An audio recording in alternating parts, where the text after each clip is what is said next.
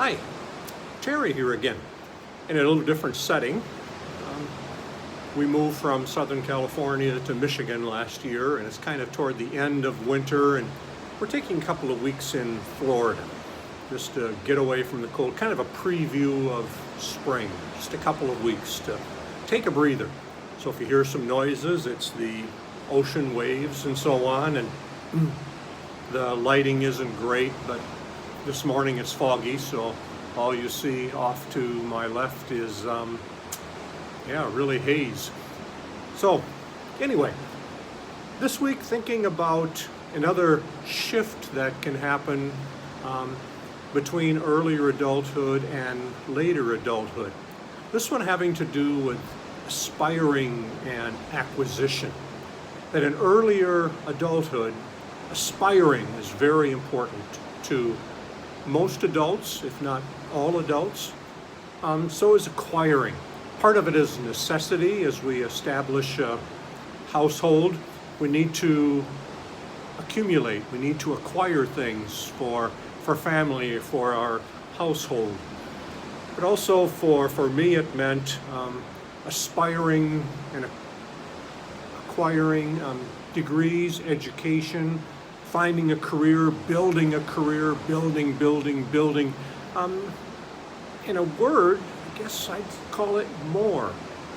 But we need more. Part of it out of necessity, part of it out of our own internal working, that more is important. Be it more finances, just to have more freedom to do things, with the freedom to do so, to accumulate some resources so that in retirement can go to Florida for a couple of weeks. But it's accumulating finances, accumulating stuff to fill a home, building reputation, gaining influence.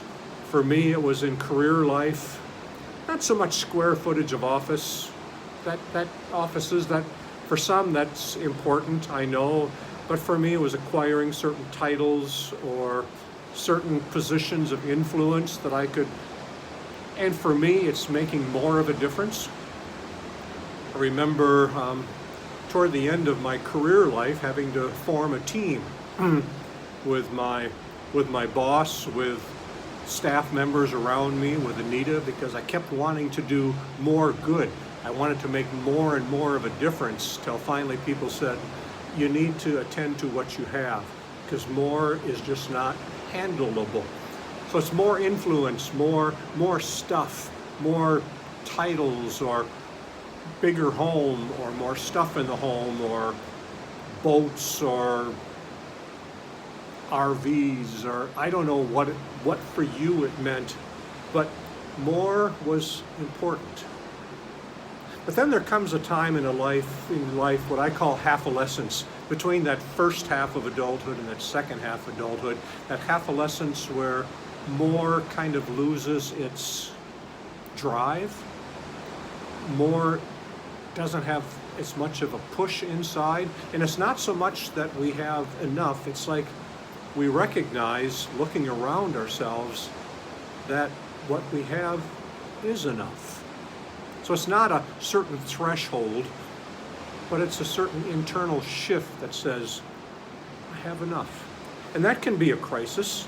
I remember when I was in career life, as most of you know, that I was a pastor and I was working in a mega church and I was on the 9th floor, and when people knew the position I had and where I worked and so on, I would say something and people would very much pay attention. They would listen. Then I retired and moved to an area where they didn't know that, and I was on a team that was talking about, how to develop a program, and I remember saying something and people went, "Oh, we don't do that." My influence had tanked, let's say, and it was kind of a crisis. It's like, what happened? I don't know if I like this. This is something I wanted, but I don't like so much. So it's like there is some crisis sometimes. But I remember asking a friend. after I retired and said, I have all this space now. How do I fill my space? How do I make a big difference? And how do I, now that my basket is empty, what do I fill it with? And remember, he smiled and looked at me and said, Terry, maybe what you do is not fill it as full.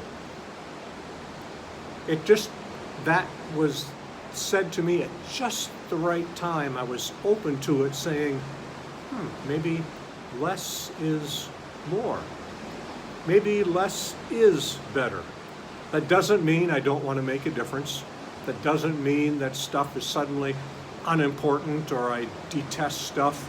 But it just means, it meant for me anyway, there was a shift that less is fine. I don't need more titles. I don't need to cling to the titles I have. I no longer need the positions. I no longer need to compete with neighbors or my peers or people around me that I need to do better. I need to have more than they do or whatever. And what great freedom it is to move through that half-adolescence into later adulthood and say, more is not a motivator for me. It's not that I detest it. I have to get rid of everything or eliminate it, or it's more of the drive isn't there anymore. It's okay. I can live into what I have, and Anita and I have been doing a great deal to distribute much of what we accumulated, that we almost ask, why do we have so much stuff? Why all the square footage in our home? Why 2 cars instead of 1? Why all this stuff? And simplifying is part of it. Simplifying our life. Not being driven so much for more. And I wonder where you are in that process.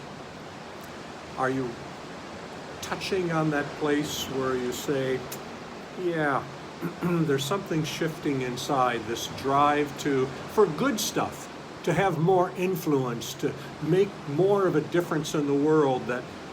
That's not wrong, but it's the drive behind it of saying, hey, I will watch for opportunities to make a difference. I will reach out to people. I will be a transforming presence as much as I can. But I'm also willing to let go of stuff. That sometimes in the second half, less is more. Think about that. Where are you in this process of acquisition or relinquishment, moving beyond that? Think about that. Talk to you next time.